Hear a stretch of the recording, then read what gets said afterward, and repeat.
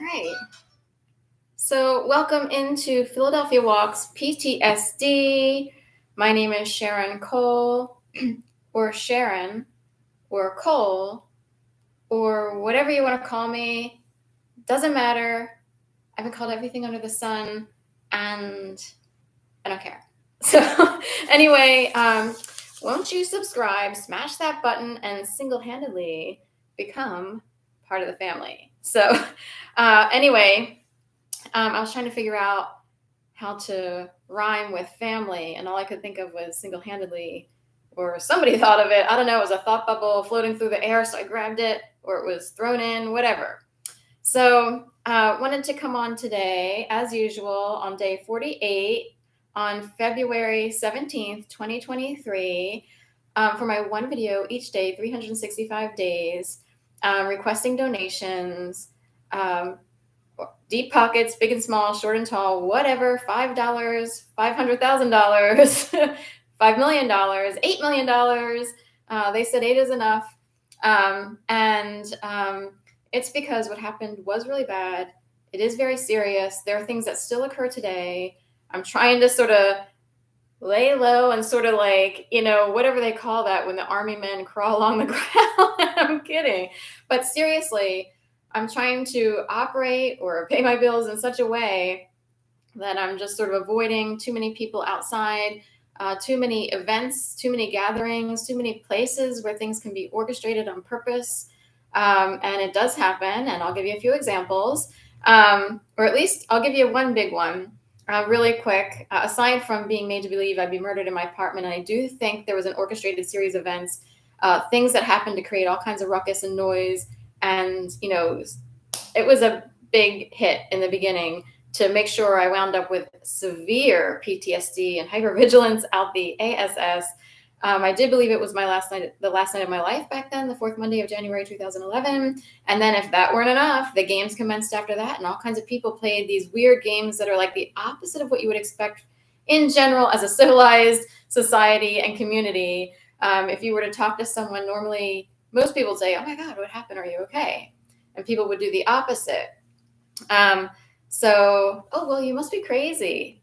Can you imagine walking up to someone, "Oh, well, you think maybe you got some sort of mental illness?" It's like, how long have you known me? You've known me for 10, 15 years. Do you think I have a mental illness? No. They do. So anyway, here's an example, aside from the first night of being made to believe I'd be murdered in my apartment, and then reaching out to people. And even my mom and aunt's phone lines were cut when I needed to reach my mom the most. When you have a crisis, who do you call first? So whomever you would call first, often for even young adults, young women, most of us will call our mom or our dad or similar. And what happens when you call and something weird happens, like, doo-doo-doo, we're sorry, the number you're trying to reach has been disconnected. Ouch. That's a serious crime, Jacksonville. They lived in Jacksonville at the time and would later, kind of quickly, actually later that year in 2011, the house was put up for sale. And by spring and summer of 2012, they were in Gainesville, Florida, closer to family, which would be my mom's nephew and his wife and my aunt's son and his wife. So coincidence or not? Probably not.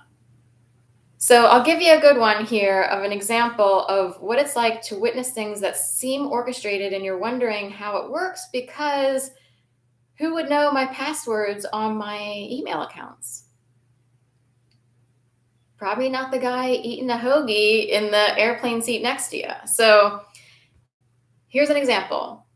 I finally gathered up the courage, and I had to scrounge up the money, which I didn't really have because I was walking dogs. They kept me on a budget. They knew whoever they are, and they exist invisibly, or I don't know who they are, but they knew exactly how to make sure I could pay my rent and eat. That's it. And occasionally, like once every 5 years, jump on an airplane. So at some point, this thing was so bad and crazy. I was in my apartment cowering, thinking, did they put me on like some sort of like terrorist no-fly list? Because I felt like I was interrogated invisibly in my apartment. I'm like, what did I do? oh, I accomplished a whole bunch of things on my own, wound up in dog walking, and all of a sudden the world decided, what's wrong with Sharon? She's dog walking now. That's one idea that's come up all of a sudden. Sharon didn't do anything. Are you kidding? Should I go through my list of 66 plus jobs that I've had in my life? And how much freelance work I did on my own? With no husband, no wife, no partner, no one helping, all by myself, independent, without being a burden to anyone? I have to answer 50 million people out there who insist they knew who I was and they didn't at all. So here we go. The same people probably did this bullshit that I'm about to explain. So I finally get a ticket because in a weird way, I was standing there with a client one day, a dog walking client, and he was going through his calendar, and I was saying, oh, I was thinking I had thought about dates that I might visit my mom and dad separately in Florida. And I kind of think he was trying to convince me, go, it's okay. I'll still give you this work. I'll still be here if you go away. I think people wanted me to know that I was not on some crazy no-fly list, like people were trying to make me believe through nuance, innuendo, and other means. So I get a ticket. Before that, I kept changing passwords on my email accounts because whatever it is, it makes you so paranoid. You're trying to figure out how everybody knows your personal business. I'm like, how would somebody know what I typed in an email? I'm pretty sure I typed that information in an email only. And somehow it's manifesting out here in front of my apartment with a bunch of morons who are standing there talking about whether or not to buy a reload bag or a Timbuktu bag.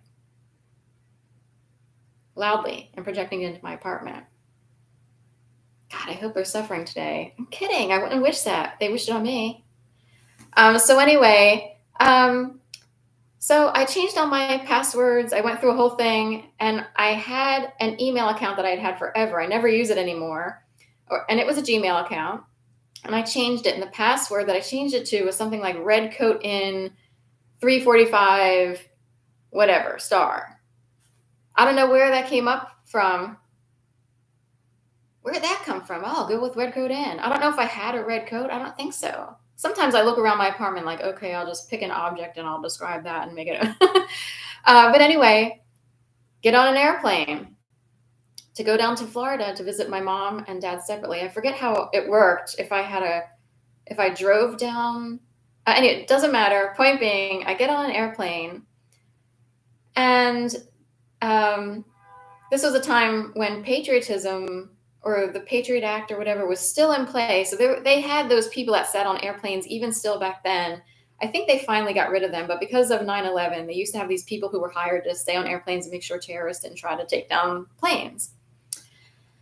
So I'm sitting there, and I think I was on an aisle seat, and there was a woman who was also on an aisle seat across the way and one back from me.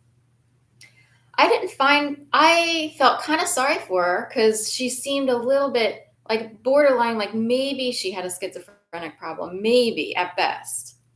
I really didn't find, at best, maybe she was slightly annoying. It would be worse to have a crying baby, okay? Now, we don't kick crying babies off the plane for disrupting the peace. So this woman comes back, and she's trying to talk to this woman who was really just talking a lot. It was almost like she couldn't control her talking. And all of a sudden, this woman says, red coat alert, red coat alert, red coat alert, red coat alert, red coat alert, red coat alert. And I was like, what? I just changed my password privately. I didn't know there were red coat alerts. I don't fly that much. It would have to be a big deal for me to actually get a plane ticket. So I don't know. I never knew that red coat alerts existed.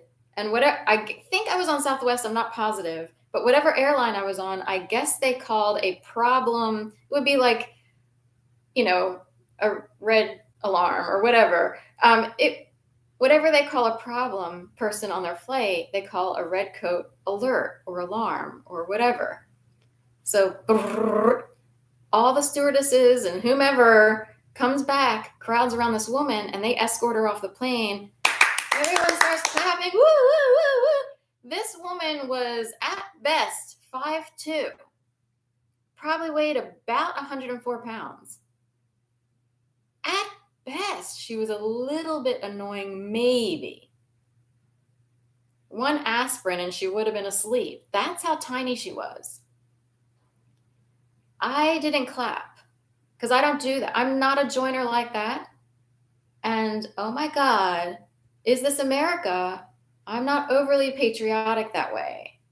That's not a crime in America. Some people think it is. You have to at least blend and just clap. No. I am sitting there like, and I'm not ESP or psychic. It's not that, because it happens too often. Whatever it is, it's not like I'm sitting there like, ooh, yeah. No. Words go flying around. Somebody made sure I changed my password, I think, and made it red coat. The point is, the question came up late. At first, I was like, why was everyone so excited about this person being escorted off the plane in such a harsh way at 5'2", female, 104 pounds? No one even knew she existed. That's how unannoying she was. I sit there with my mom. I'm like, this totally weird thing happened on the airplane. And my mom agreed with me. She's like, that's kind of odd. Like, all those people were clapping and cheering over some little tiny woman who was barely a gnat at best. Like, that's all you would need to do and you're good to go. There are people who are more annoying on airplanes because they do all kinds of things with their feet and their belongings on purpose. These days, I'm wondering if it was orchestrated. I don't know if she was in on it, but at the time I was like, I did worry about her. I was like, because she said something on the way, I'm supposed to be somewhere. Like someone was supposed to meet her at the other end. And it did seem like she needed like extra help. Like maybe she was in the special category a little. Subtly, whatever. Was it orchestrated? Was that woman in on it?